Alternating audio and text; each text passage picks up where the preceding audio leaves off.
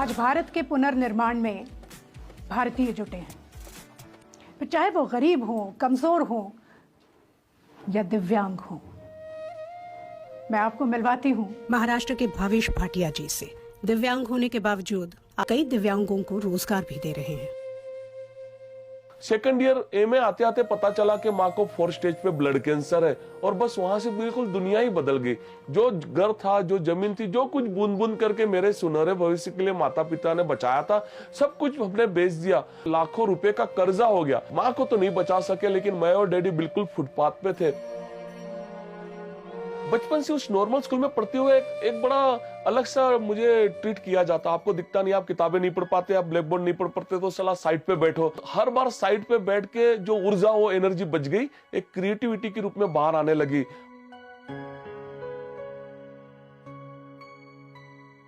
मैंने body massage करते हुए 5, 10, 20 रुपया जमा करके एक 5,000 रुपए इकट्ठा किए और उस 5,000 रुपए में से मैंने एक सादी मोमबत्ती की कास्टिंग की डाई खरीदी और एक 20 किलो कच्चा माल, जो पैसे बच गए। और उस छोटे से कमरे में, जो भाड़े के कमरे में मैं मेरे डैडी के साथ रहता था, वहां पे मैंने एक टेबल पे सनराइज कैंडल की नींव डाली।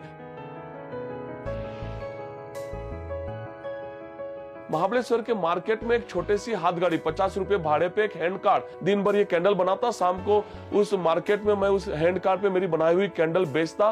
मैंने शुरुआत से अब्दुल कलाम साहब की एक ही लाइन को अपना गुरु मंत्र बनाया कि इंतजार करने वालों के हाथ में उतना ही आता है जितना कोशिश करने वाले छोड़ दिया करते हैं। सनराइज कैंडल, इस कैंडल इंडस्ट्रीज के साथ मैं जुड़ा हुआ हूँ। 1994 में हमने इस सनराइज कैंडल की नींव रखी थी।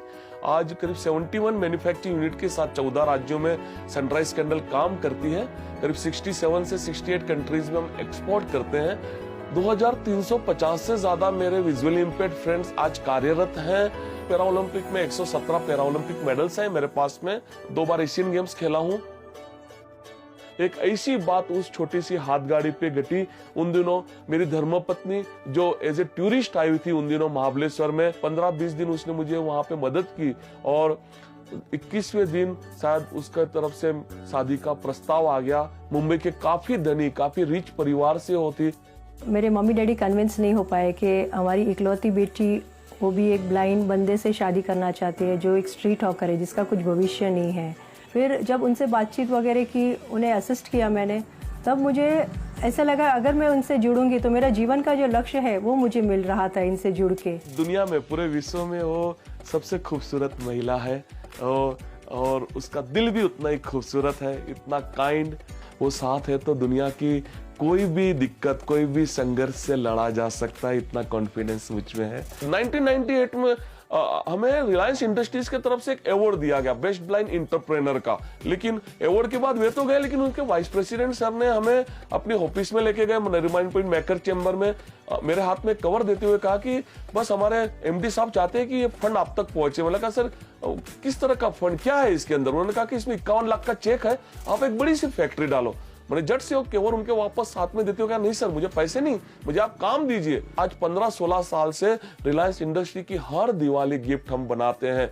उससे कितने सारे मेरे और दोस्तों को एम्प्लॉयमेंट जनरेट हो सकी।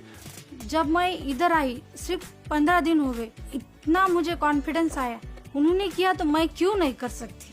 अभी मुझे 30,000 रुपए तक सैलरी मिलती है। मेरे जो 2 बच्चे हैं, इसमें मैं पढ़ाई कर सकता हूँ। भविष्य में मेरा सर एक ख्वाहिश की कि जितना वेस्ट बंगाल का ब्लाइंड मित्र है, मेरा एक बनाया हुआ कैंडल सब ने बेच के अपने पैर पे खड़ा हो सर।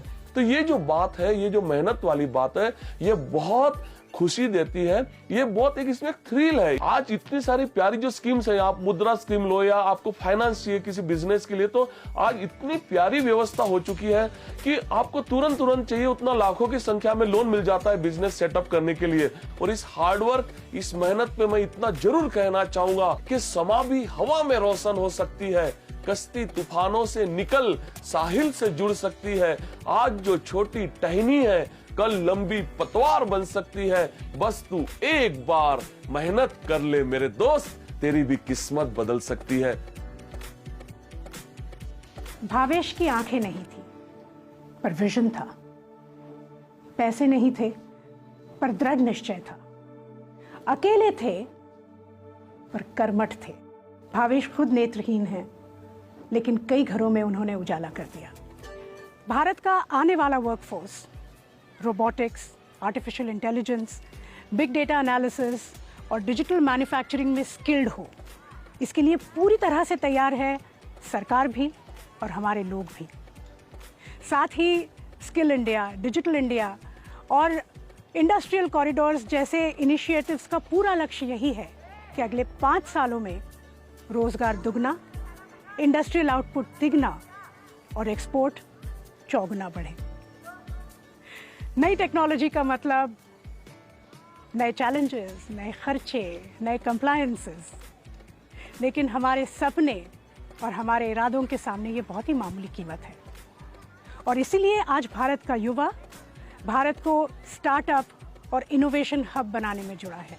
इंडस्ट्रियल लीडरशिप के लिए आज हमारे पास सोच है, डिटर्मिनेशन है, इरादे हैं, सपने हैं, लेकिन सबसे आगे हैं हमारे 130 करोड़ देशवासियों की मेहनत, उनकी आकांक्षाएं और उनकी तपस्या।